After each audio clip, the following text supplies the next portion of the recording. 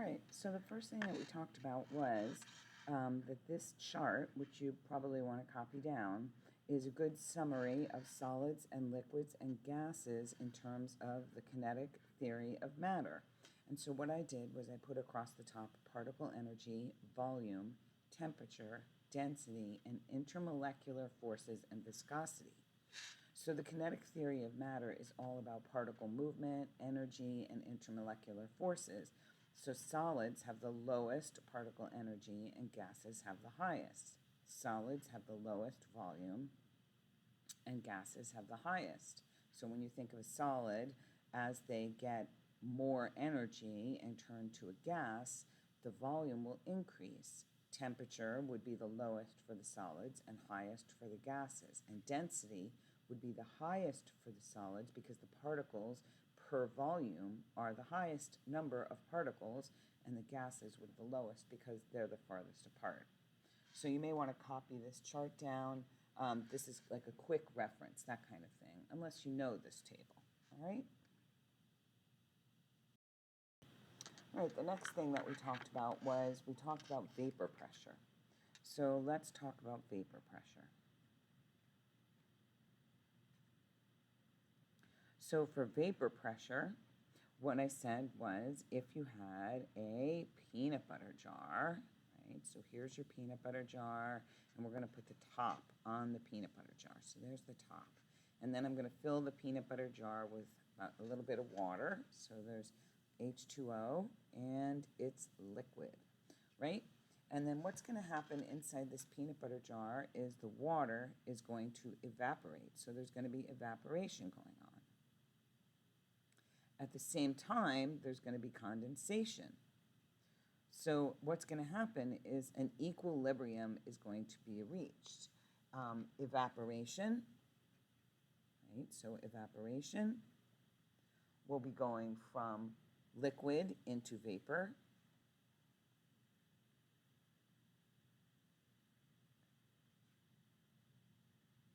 Right? So liquid into vapor. And then there will be condensation.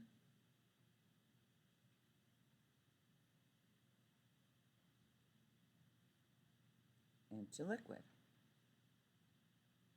Now there'll be a equilibrium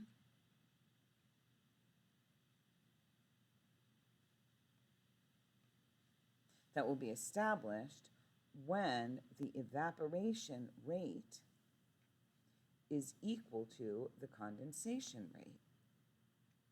When those two are equal, you get an equilibrium. And when that equilibrium is reached, there's vapor pressure inside here.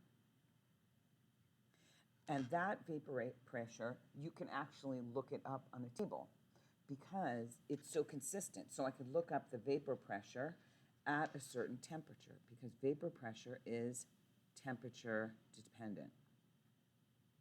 So in other words, if the room was 24 degrees Celsius, I could go to a table and look up 24 degrees Celsius and see what the water vapor pressure is inside that jar. Now, if I increase the temperature, right? So if I increase the temperature, then what's going to happen is I'm going to increase the evaporation, right? The evaporation is going to increase, but the condensation going from vapor into liquid, that's going to decrease, right? So more liquid will go into vapor, but less liquid will come back into liquid. So there'll be a higher, so the vapor pressure will increase if I increase the temperature. And so when I look up at 28 degrees Celsius maybe, there'll be an increase in that vapor pressure. If I decrease the temperature,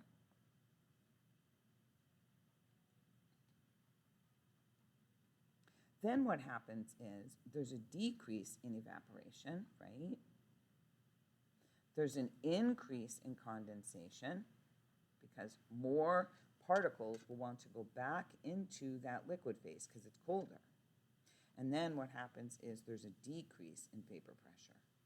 So that means that at, say, 15 degrees Celsius, there's much less vapor pressure in the peanut butter jar.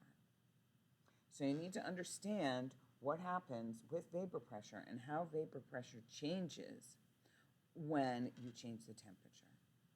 Now, the third thing that we talked about yesterday was air pressure. And I said, like, at the top of Mount Everest.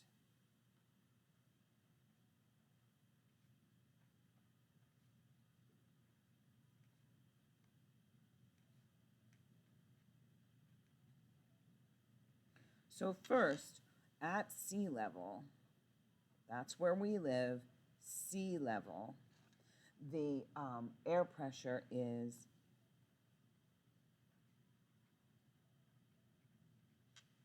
1 ATM. Okay, 1 atmosphere. That's where we live, at 1 ATM. Once you climb Mount Everest, the air pressure is much lower.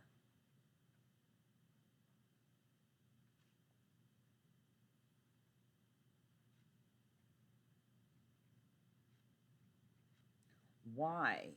It's lower, much lower. Why? Well, first, there's less gravity. So if there's less gravity, we talked about that column of air on your head. So if there's less gravity, there literally are less particles of air in that column. And we talked about how the football players in Denver, which is called the Mile High City, if the Tampa Bay Buccaneers go to Denver, in between the plays, sometimes they're sitting on the sidelines with an oxygen mask on their face. And the reason is because there's actually less particles of oxygen in the air. So they have to have the oxygen mask on their face so that they can get some oxygen. There's just less gravity, so less particles of air in the mix, right? So less particles.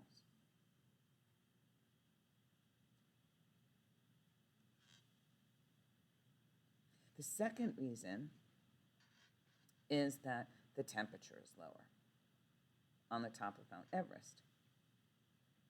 So if the temperature is lower, the particles are moving less.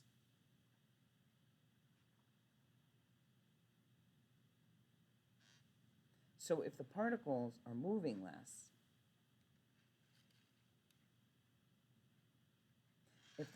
are moving less, there's less collisions. Those collisions cause air pressure.